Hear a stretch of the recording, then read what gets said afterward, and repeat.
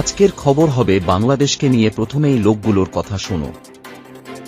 বাংলাদেশের যুদ্ধ জিগির কিন্তু অব্যাহত। কখনো 4 দিনে কলকাতা দখলে হুমকি দেওয়া হচ্ছে, কখনো আবার বাংলা, বিহার, ওড়িশা দখলের দাবি করা হচ্ছে। আর এবার একেবারে 7 সিস্টার্স উত্তর পূর্ব ভারতের রাজ্যগুলো দখল করে বাংলাদেশের সীমানা বদলের হুমকি হুঁশিয়ারি আসছে বাংলাদেশের কট্টরপন্থী নেতাদের মুখ থেকে।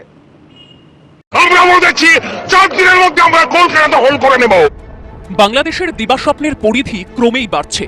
কখনো 4 দিনে কলকাতা, কখনো বাংলা, বিহার, ওড়িশার দাবি জানানো, আর এবার উত্তর পূর্ব ভারতের দিকেও তাদের কুনজর।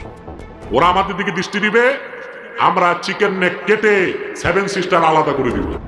উত্তর পূর্ব ভারতের 7 রাজ্যকে একসঙ্গে বলা হয় 7 সিস্টার্স। অসম, ত্রিপুরা, মেঘালয়, মিজোরাম, মণিপুর, নাগাল্যান্ড এবং অরুণাচল প্রদেশ। বাংলাদেশের সঙ্গে ভারতের যে 4000 কিলোমিটারেরও বেশি দীর্ঘ স্থল সীমান্ত, তার প্রায় 2/3 কিন্তু এই 7 সিস্টার্সের সঙ্গে।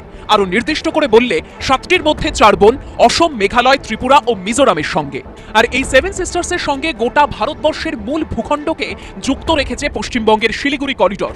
চিকেন নেক উত্তর পূর্ব ভারতের সঙ্গে সংযোগ স্থাপন পুরোটাই এই পথে। ওরা আমাদের দিকে দৃষ্টি দিবে, আমরা চিকেন নেক কেটে 7 সিস্টার আলাদা করে দিব। সরকার সিদ্ধান্ত নিছে, কাজ শুরু করতেছে। ত্রিপুরা আমাদের, আসাম আমাদের, মিজোরাম আমাদের, সমগ্র পূর্বাঞ্চল নিয়ে নতুন বাংলাদেশের সীমানা হবে ইনশাআল্লাহ।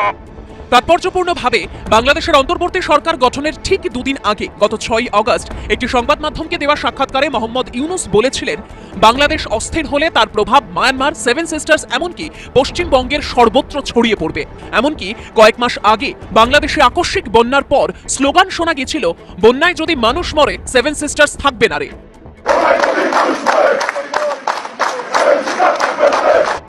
আর এখন কট্টরপন্থীদের মুখেও এই হুঁশিয়ারি।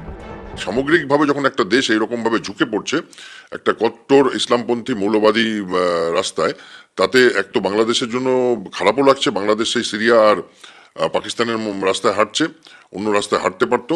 আবার দ্বিতীয় কথা, ভারতবর্ষ যেহেতু একদম নিয়ারেস্ট প্রতিবেশী এবং বিশাল লম্বা বর্ডার, একটা চিন্তারও কারণ আছে। ভারতের বিদেশ সচিব ঢাকায় গিয়ে বন্ধুত্ব সম্পর্কের আহ্বান জানাচ্ছেন, কিন্তু বাংলাদেশের কট্টরপন্থীদের তরফে উস্কানি প্ররোচনা থামছে না। বাংলাদেশের লোকজন এত সাহস কোথা থেকে পায়? আপনারা কমেন্ট করে জানান।